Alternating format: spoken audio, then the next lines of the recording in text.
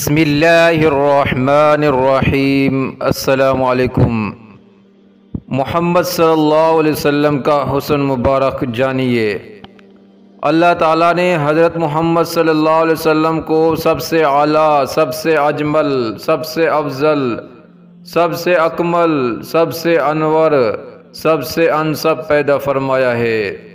تمام کلمات مل کر بھی آپ صلی اللہ علیہ وسلم کی شان کو بیان کرنے سے قاصر ہیں۔ اگر سارے جہاں کے جن انس مل کر بھی خاتم النبیین صلی اللہ علیہ وسلم کی شان اقدس اور سیرت طیبہ کے بارے میں لکھنا شروع کر دیں تو زندگیاں ختم ہو جائیں گی، مگر رسالت آپ صلی اللہ علیہ وسلم کی شان کا کوئی ایک باب بھی مکمل نہیں ہو سکے گا۔ آج ہم آپ کو رسول پاک صلی اللہ علیہ وسلم کے حسن و جمال اور اسوہ حسنہ کا ایک عجیب واقعہ سنانے والے ہیں کہ آپ صلی اللہ علیہ وسلم کے حسن و جمال کو دیکھ کر کیسے قافلوں کے قافلے اسلام میں داخل ہو جایا کرتے تھے۔ اس سے پہلے کہ ہم آپ کو نبی کریم صلی اللہ علیہ وسلم کی زندگی کا یہ واقعہ بتائیں، ہم آپ کو حسن مصطفیٰ صلی اللہ علیہ وسلم کی ایک جھلک دکھاتے ہیں۔ چونکہ مائی حلیمہ نے اپنے الفاظ میں بیان فرمائی ہے۔ حضرت حلیمہ سعدیہ فرماتی ہیں کہ میں جب مکے پہنچی تو حضور صلی اللہ علیہ وسلم کے گھر آئی تو میں نے دیکھا کہ جس کمرے میں حضور اکرم صلی اللہ علیہ وسلم تشریف فرما تھے وہ کمرہ سارا چمک رہا تھا۔ میں نے حضرت آمنہ سے پوچھا، کیا آپ نے اس کمرے میں بہت سی چراغ جلا رکھی ہے؟ تو حضرت آمنہ نے جواب دیا، نہیں، بلکہ یہ ساری روشنی میرے لخت جگر پیارے جسم کے چہرے کی ہے۔ حلیمہ فرماتی ہے کہ میں اندر گئی، حضور صلی اللہ علیہ وسلم کو دیکھا کہ آپ سیدھے لیٹے ہوئے سو رہے ہیں اور اپنی مبارک ننھی انگلیاں چوس رہے ہیں۔ میں نے آپ صلی اللہ علیہ وسلم کا حسن و جمال دیکھا تو فریفتہ ہو گئی اور حضور اکرم صلی اللہ علیہ وسلم کی محبت میرے بال بال میں رچ گئی۔ پھر میں حضور اکرم صلی اللہ علیہ وسلم کے سر انور کے پاس بیٹھ گئی اور حضور صلی اللہ علیہ وسلم کو اٹھا کر اپنے سینے لگانے کے لیے ہاتھ بڑھایا تو حضور صلی اللہ علیہ وسلم نے اپنے جشمان مبارک کھول دی اور مجھے دیکھ کر مسکرانے لگے۔ اللہ اکبر! میں نے دیکھا کہ اس نور بڑے منہ سے ایک ایسا نور نکلا جو آسمان تک پہنچ گیا۔ پھر میں نے حضور صلی اللہ علیہ وسلم کو اٹھا کر بہت پیار کیا۔ پھر حضور اکرم صلی اللہ علیہ وسلم کو لے کر واپس چلنے لگی تو حضرت عبد المطلب نے ذات راہ کے لیے کچھ دینا چاہا تو میں نے کہا، حضور صلی اللہ علیہ وسلم کو پا لینے کے بعد اب مجھے کسی چیز کی ضرورت نہیں۔ حضرت حلیمہ فرماتی ہیں کہ جب میں اس نعمت عظمہ کو گود میں لے کر باہر نکلی تو مجھے ہر چیز مبارکباد کی آوازیں آنے لگی کہ اے حلیمہ، رضاعت محمد صلی اللہ علیہ وسلم کی تجھے مبارک ہو۔ پھر جب میں اپنی سواری پر بیٹھی تو میری کمزور سواری میں بجلی جیسی طاقت پیدا ہو گئی کہ وہ بڑی بڑی توانا اونٹنیوں کو پیچھے چھوڑنے لگی۔ سب حیران رہ گئے کہ حلیمہ کی سواری میں یکدم یہ طاقت کیسی آ گئی؟ تو سواری خود بولی، میری پشت پر اولین و آخرین کے سردار محمد صلی اللہ علیہ وسلم سوار ہیں۔ انہی کی برکت سے میری کمزوری جاتی رہی اور میرا حال اچھا ہو گیا۔ یہ تھی ایک جھلک رسول صلی اللہ علیہ وسلم کے حسن و جمال کی جو پہلی نظر میں ان کی رضائے والدہ نے دیکھی۔ چلیے اب آپ کو رسول صلی اللہ علیہ وسلم کے حسن و جمال کا ایک عجیب واقعہ سناتے ہیں جو کہ امام زرقانی رحمۃ اللہ علیہ یوں بیان فرماتے ہیں۔ کہتے ہیں کہ حضور اکرم صلی اللہ علیہ وسلم سیر کرتے ہوئے باہر کسی جگہ تشریف لے گئے مدینہ منورہ سے کچھ فاصلے پر وہاں ایک قافلے میں پڑاؤ کیا ہوا تھا۔ آقا صلی اللہ علیہ وسلم نے اونٹ دیکھے تو ایک سرخ رنگ کا اونٹ پسند آ گیا۔ آپ صلی اللہ علیہ وسلم نے پوچھا بیچتے ہو؟ انہوں نے کہا جی بیچتے ہیں۔ فرمایا کتنے کا؟ انہوں نے کہا اتنے کا۔ سودا طے ہو گیا۔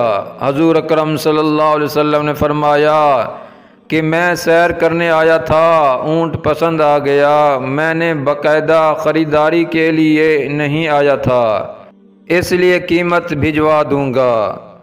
انہوں نے کہا منظور ہے۔ حضور صلی اللہ علیہ وسلم نے اونٹ ہمرا اور چل دیے۔ جب تک حضور صلی اللہ علیہ وسلم نظر آتے رہے وہ دیکھتے رہے، جب نظروں سے اوجھل ہو گئے تو دل پر ہاتھ رکھ کر بیٹھ گئے۔ تھوڑی دیر بعد ایک دوسرے سے پوچھنے لگے کہ ایک شخص آیا اور اونٹ ادھار لے گیا، تم سے کسی نے پتہ ہی نہ پوچھا۔ جب سودا نقد ہو تو پتہ پوچھنے کی ضرورت نہیں ہوتی، لیکن ادھار دے دیا جائے اور کوئی جان پہچان بھی نہ ہو یا کوئی ضامن بھی نہ ہو اور نہ ہی کوئی چیز گروی رکھی جائے تو ایسے میں اتنا قیمتی اونٹ ہم نے دے دیا اور پتہ نہیں پوچھا۔ کوئی پتہ ہی پوچھ لیتا۔ کسی کو ہوش نہ رہا۔ کسی نے کہا یار جب وہ بات کرتا تھا تو منہ سے پھول جھڑتے تھے، میں تو بس یہی دیکھتا رہ گیا۔ دوسرے نے کہا یار میں اس کی آنکھیں دیکھتا رہ گیا۔ تیسرے نے کہا میں تو اس کی مسکراہٹ کو دیکھتا رہا۔ کہنے لگے وہ اپنے حسن کا جادو جگا کر قیمتی اونٹ ہتھیا کر لے گیا۔ قافلے کے سردار کی بیوی جو اب تک خاموش بیٹھی تھی، خیمے کا پردہ ہٹا کر کہنے لگی میں ضمانت دیتی ہوں۔ سب نے کہا کیا تو جانتی ہے؟ کہا جانتی میں بھی نہیں۔ پھر ضمانت کیسے دیتی ہے؟ کہا جب تم سودا کر رہے تھے تو میں خیمے کی اوڑ سے اس کا چہرہ دیکھا، اتنا حسین چہرے والا جھوٹ نہیں بول سکتا۔ اتنے میں حضور صلی اللہ علیہ وسلم کے غلام آ گئے، اونٹ کی قیمت بھی ادا کی اور سارے قافلے والوں کو رات کا کھانا بھی پیش کیا۔ وہ عورت پکار اٹھی کہ دیکھا یہ شخص جتنا صورت کا حسین تھا سیرت کا بھی اتنا ہی حسین نکلا۔ وہ سارا قافلہ کلمہ طیبہ پڑھ کر مسلمان ہو گیا۔ آپ صلی اللہ علیہ وسلم کائنات کا مجموعہ حسن ہے۔ آپ صلی اللہ علیہ وسلم کا قد نہ زیادہ لمبا تھا اور پشت ماتھا کشادہ تھا، سر بہت خوبصورتی کے ساتھ بڑا تھا۔ آپ صلی اللہ علیہ وسلم کے بال نیم گنگریالے تھے۔ آپ صلی اللہ علیہ وسلم کی بنور گول خوبصورت تھی، جہاں وہ ملتی ہے وہاں بال نہ تھے۔ ایک رنگ تھی جو کہ غصے میں بھڑکتی تھی۔ آنکھ مبارک کے بارے میں کہا گیا کہ آپ کی آنکھیں لمبی، خوبصورت اور سرخ ڈوروں سے مزین تھی، موٹی اور سیاہ سفیدی انتہائی سفید۔ آپ صلی اللہ علیہ وسلم کی پلکیں بڑی دراز، آپ صلی اللہ علیہ وسلم کی ناک مبارک آگے سے تھوڑا اٹھا اور نتنوں سے باریک ایک نور کا ہالہ تھا جو ناک پر چھایا رہتا تھا۔ آپ صلی اللہ علیہ وسلم کے ہونٹ انتہائی خوبصورت، تراشیدہ، تھوڑے تہانے کی چوڑائی کے ساتھ، دانت بڑے خوبصورت اور متوازی، اور ان میں کسی قسم کی کوئی بے ربکتی نہ تھی۔ پہلے 4 دانتوں میں خلا تھا۔ جب آپ صلی اللہ علیہ وسلم مسکراتے تو دانتوں سے نور نکلتا ہوا سامنے پڑتا تھا۔ گال مبارک نہ پچکے ہوئے نہ ابڑے ہوئے، چہرہ 14ویں رات کے چاند کی طرح چمکتا ہوا گول تھا۔